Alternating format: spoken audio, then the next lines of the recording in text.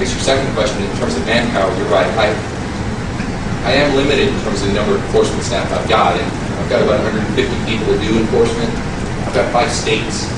And so we are somewhat limited in terms of where we can go and what we can do.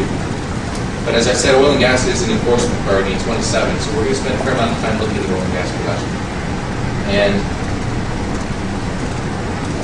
I was in a meeting once and I gave an analogy to my staff about my philosophy of enforcement, and I think it was probably a little crude and maybe not appropriate for the meeting, but I'll go ahead and tell you what I said. It was kind of like how the Romans used to conquer little villages in the Mediterranean.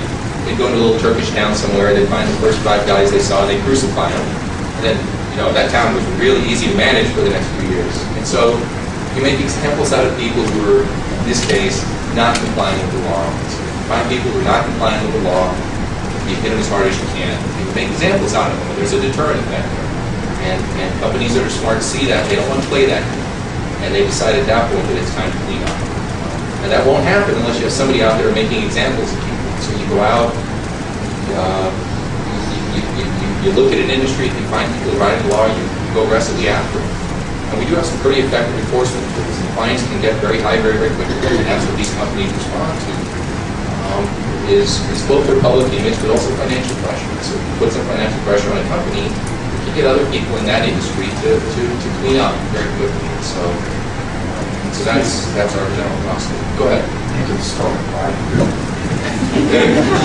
I'll take that as an invitation. Thank you. I want to take one more question. Yes, ma'am.